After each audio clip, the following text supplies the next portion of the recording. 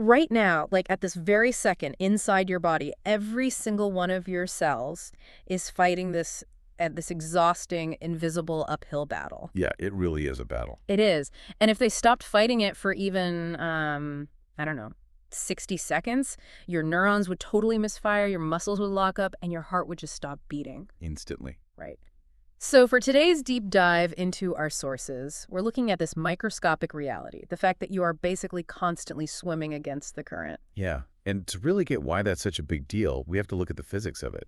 Yeah. So in physics, we call moving with the current or, moving down a concentration gradient, we call that simple diffusion. Which is free, right? Like it just happens. Exactly. It's spontaneous. It doesn't cost the cell anything. Yeah.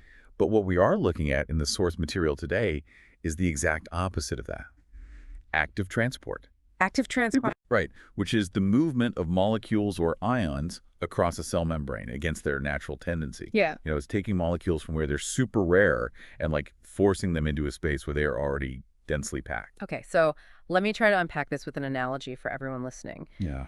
If normal passive diffusion is like taking a single drop of dark blue ink and letting it spontaneously spread out and fade into a glass of water, then active transport is the cell doing the seemingly impossible work of pulling all those dispersed ink particles out of the water and stuffing them back into the tiny dropper. That is a perfect way to picture it.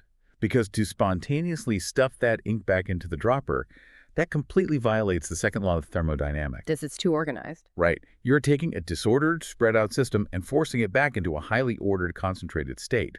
You're decreasing local entropy. And the only way physics allows you to do that, to decrease entropy in a local system, is if you pay for it. You gotta pay the toll. You have to supply energy from the outside to fund the effort. And, for your cells, that currency is ATP, adenosine triphosphate. The basic cell fuel. Exactly. You eat food, your mitochondria convert the energy from that food into ATP, and then your cells basically spend that ATP to force these molecules uphill. Which makes sense to us now, but taking a look at the historical context and the sources, it is wild how long it took the scientific community to actually accept this. It was a massive debate. Because up until, the mid-20th century, researchers just didn't want to believe that cells were actively burning fuel just to move salts around. Yeah, a lot of physiologists back then just assumed the cell membrane was this passive barrier. They thought any movement of ions could be explained away by passive leaks or electrical gradients or just simple diffusion. They just figured it was water flowing downhill. Right. They really didn't want to invoke some hidden energy-burning process if they didn't absolutely have to. Yeah. The burden of proof to show that a cell was actively doing work was just extremely high. So to meet that burden of proof, scientists basically had to find an animal that was constantly, obviously defying the laws of passive diffusion. Which brings us to the humble frog. The frog, yes. Yeah. So in the late 1940s, this Danish scientist named Hans Ussing, who was actually building on some older work, by August Crow, he turned to frog skin. Why frog skin? Because it's a brilliant model tissue for this exact problem. Think about a frog just sitting in a dilute freshwater pond. Okay. Its internal fluids are full of salts, but the pond water around it is very, very dilute. So if only passive diffusion existed, the frog's internal salts would constantly leak out into the pond. Right, until the frog in the pond reached equilibrium, which would be bad for the frog. Very bad. But frogs survive. In fact, they actively pull sodium from the dilute pond water into their highly concentrated bodies. Which mathematically makes zero sense, unless the frog is physically dragging that sodium inside. Exactly. But Ussing needed to prove it beyond a shadow of a doubt, so he used radioactive sodium tracers. Oh. Yeah, this allowed him to track exactly where individual sodium ions were going across an isolated piece of frog skin. And by 1949, these radioactive tracers showed sodium was moving across the skin in these massive amounts that utterly violated the mathematical laws of simple diffusion. Too much was moving uphill. Way too much, moving in one direction against the gradient. So Ussing formalized the term active transport, and then, a couple of years later, he actually helped invent a technique to measure the electrical current generated by this pumping. The short-circuit current technique, right? That's the one. So the frog skin proved the concept. They proved the cell was spending energy, but they still didn't know what the physical machine doing the pumping actually looked like. They knew there was an engine, but they hadn't found it. Right. The biological machine itself was a total mystery until 1957. Enter the crabs. Enter the crabs. Another Danish scientist, Jens Christian Schou, was investigating how local anesthetics worked on the leg nerves of crabs. And while he was grinding up these crab nerves, As one does. as you do, he discovered an enzyme. But this enzyme behaved really strangely. It only hydrolyzed or burned ATP when both sodium and potassium ions were present together. Wait, together? Together. Yeah. If you remove the sodium, the ATP burning stopped. If you remove the potassium, it stopped. Oh, so he found the mechanism. The pump actually requires both ions to function because it's moving them at the same time? Yes. He discovered the famous sodium-potassium pump. And, what is really fascinating about the history of science here is that Schou wasn't the only one closing in on this. Right. The sources mentioned there were other independent labs converging on the exact same molecular explanation, but from totally different angles. Using completely different animals. Yeah, I saw mentions of giant squid in the reading. Why on earth were they looking at squid? Because squid have these giant nerve axons. They're so large, I mean, sometimes a millimeter in diameter, that researchers can actually insert wire electrodes directly into them. That's incredible. It gets crazier. You can even roll a tiny glass pipette over the axon and literally squeeze out the internal cellular fluid like toothpaste. Oh, wow. Gross, but cool. Very cool. And then they replace it with artificial solutions to see how the nerve reacts. This made squid an absolute favorite for studying nerve membranes. So you had crab nerves, frog skin, squid axons, all pointing to the exact same active machinery. Exactly.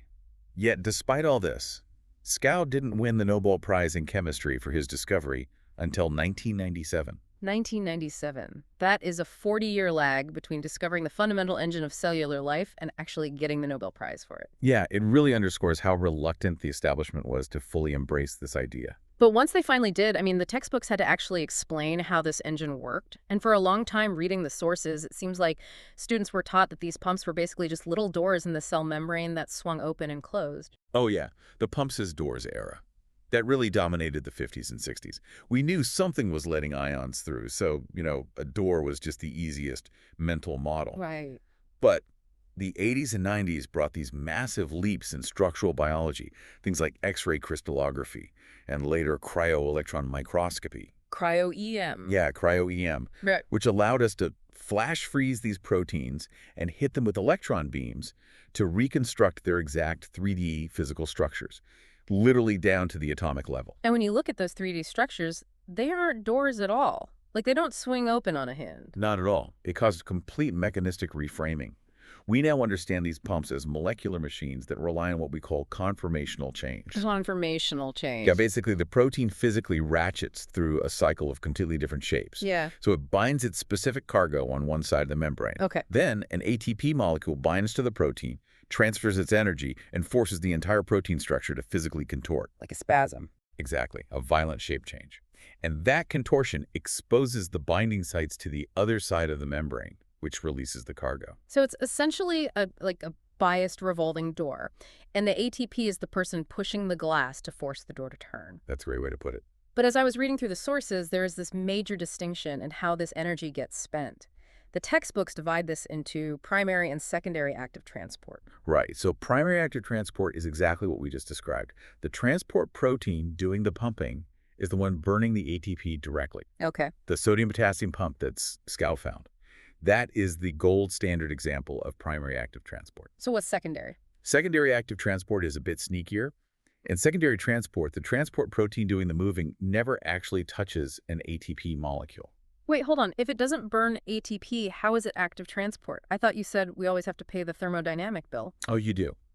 But in secondary transport, the protein spends an electrochemical gradient that a primary pump already spent ATP to build up somewhere else. Oh, I see. Yeah, so the uphill drag of one molecule is physically coupled to the downhill flow of another ion, which is usually sodium. Okay, here's where it gets really interesting. And I thought of another analogy for this one. Let's hear it. It's like primary active transport is the engine burning gas to move a massive truck forward. Right. And secondary transport is a cyclist drafting right behind that truck. The cyclist isn't burning the gas themselves. They aren't paying for the fuel directly, but they're absolutely relying on the energy the truck just spent to pull them along. Yes, that is exactly what's happening. And older textbooks actually used to separate these two entirely. They called the secondary kind just coupled transport or co-transport because the drafting protein itself didn't use ATP. But the sources say modern physiology groups them together now. They do. They include secondary transport under the active transport umbrella because the system as a whole strictly requires energy input. If you turn off that primary gas-guzzling truck, The cyclist loses momentum. the secondary drafting cyclist immediately stops. The cost is still real. It has just been shifted upstream. So let's look at what these primary gas-guzzling trucks and secondary drafting cyclists are actually doing for you, the listener, right now. Good idea. Because the absolute workhorse mentioned in all our sources is that sodium-potassium pump, the Na plus K plus AT pace. Yeah, it sits in nearly every animal cell membrane, and it's constantly burning ATP to move 3 sodium ions out of the cell while bringing 2 potassium ions into the cell. That specific ratio, the 3-to-2, that seemed really important in the reading. Incredibly important. By kicking 3 sodiums out but only bringing 2 potassiums back in, the cell is creating an electrical imbalance. Let me make sure I'm following the math here. 3 positive charges leave. Yep. But only 2 positive charges come back. That means every time the pump completes a cycle, the inside of the cell loses a net of 1 positive charge. Exactly. So the cell is slowly making its own interior negative. It's basically turning itself into a tiny battery. Yes. And we call that being electrogenic. It directly creates a negative internal resting voltage inside the cell. Okay. And that's stored electrical tension. That resting voltage is the fundamental physical requirement for a neuron to fire a signal. When a neuron fires, it simply opens channels to let those separated ions crash back down their gradients. But once the thought is over, it has to reset. Right. The pump has to immediately burn massive amounts of ATP to push them all back out and reset the battery for your next thought. Which means a massive chunk of the calories you are burning right now, just sitting listening to this, is strictly to fund these microscopic revolving doors in your brain. Oh, absolutely.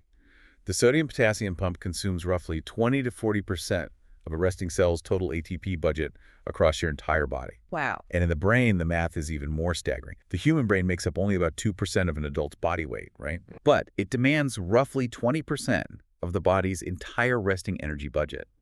A huge fraction of that massive fuel bill is essentially just paying the electric bill for these pumps to restore ion gradients after every single thought.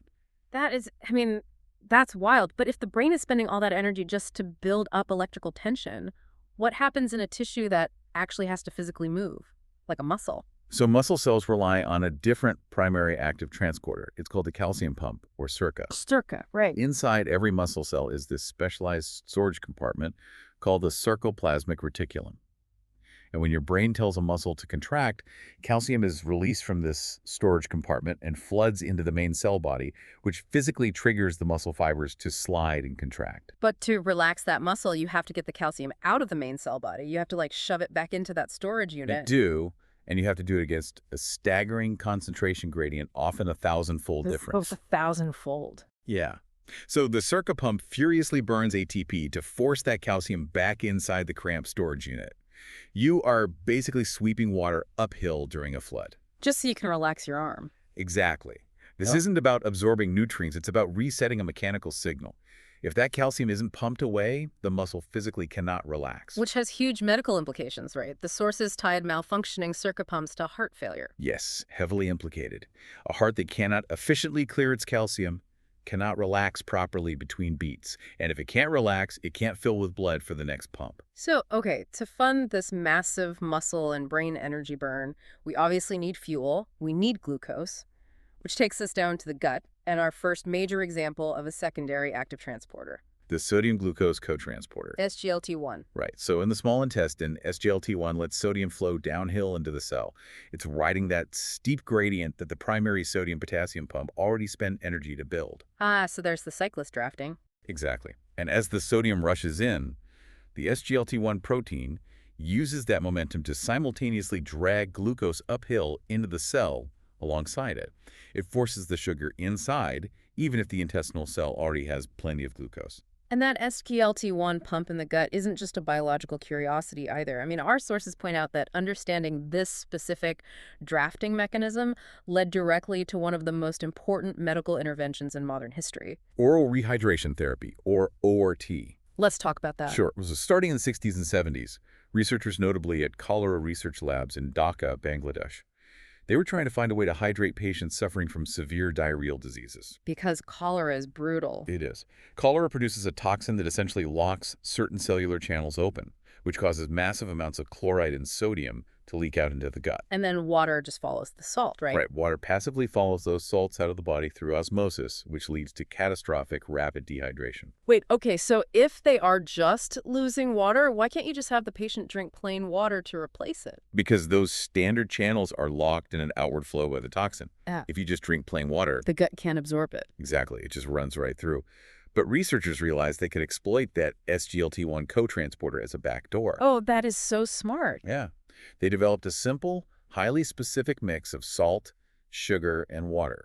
By providing sodium and glucose in exactly the right ratio, they activated those SGLT1 drafting proteins. And the pump pulls the salt and sugar into the intestinal cells. Yep, and then, crucially, water passively follows those absorbed molecules into the tissue via osmosis. So you are basically tricking the body into absorbing water by stapling it to the sugar and salt transport system. It's brilliant. The World Health Organization actually credits this perfectly tuned solution with saving tens of millions of lives.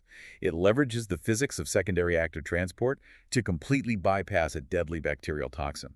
Which is why it's been described in public health literature as one of the most significant medical advances of the 20th century. Absolutely. And the power of manipulating these transporters extends way beyond the gut, too. There is a very similar cotransporter in the kidneys called SGLT2. SGLT2. Okay. Yeah. Normally, your kidneys filter your blood and then reabsorb all the valuable glucose back into your bloodstream using these SGLT2 transporters so you don't pee out your hard-earned energy. Because your body wants to save the fuel. Right.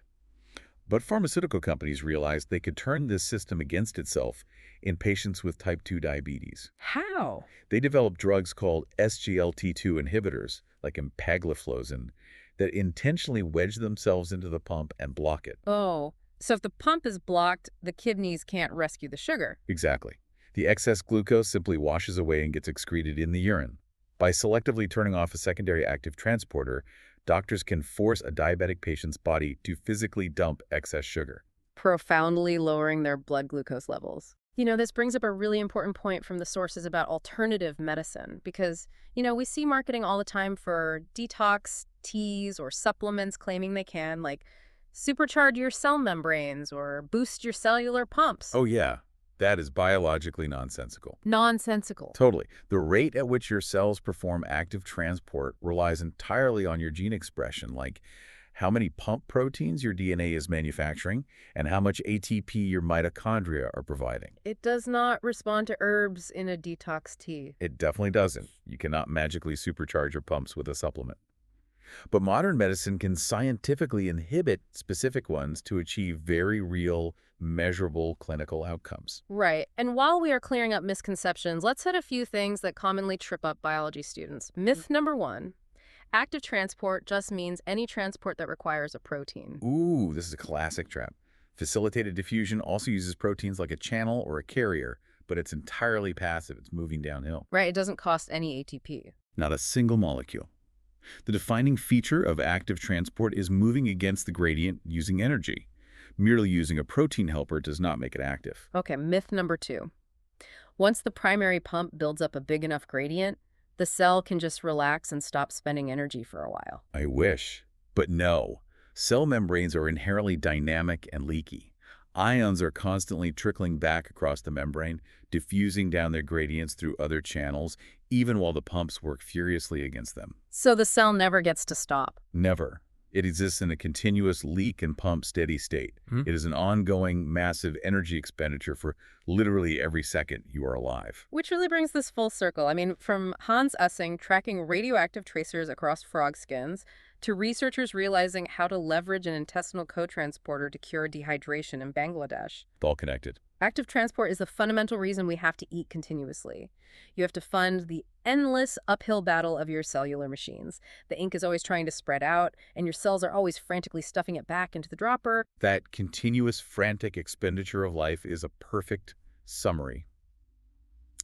But there's one final detail buried in the biophysics research that I think is really worth dwelling on. Oh. Yeah, a lingering evolutionary question about that sodium-potassium pump. The one in the brain that uses up all our resting energy. Yes, that one.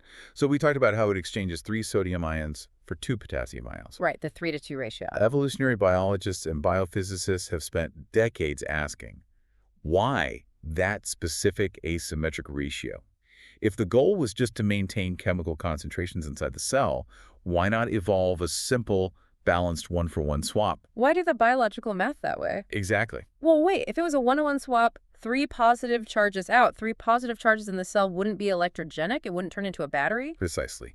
Evolutionary researchers believe this asymmetry was heavily selected for because it forces the pump to multitask. Huh. A balanced swap would merely move chemicals around. But that awkward 3-to-2 imbalance creates the electrical voltage gradient as a byproduct. It basically does 2 entirely different jobs at once. Wait, hold on. Are you saying that if this pump had evolved to be a neat, balanced 1-to-1 exchange, the cell wouldn't have an electrical charge? Without that charge, excitable cells like neurons and muscle fibers could not exist in their current form. They wouldn't have the stored electrical tension required to fire a signal. Wow. Which means the very foundation of human consciousness, every memory you hold, every thought you have, and the entire existence of your nervous system itself, Yeah. might be entirely dependent on the fact that billions of years ago, a tiny molecular revolving door evolved to be mathematically unbalanced. An unbalanced door holding up human consciousness. That's just incredible. So next time you're sitting on the couch doing absolutely nothing, remember, inside your cells, you're running a marathon, just to keep the ink in the dropper.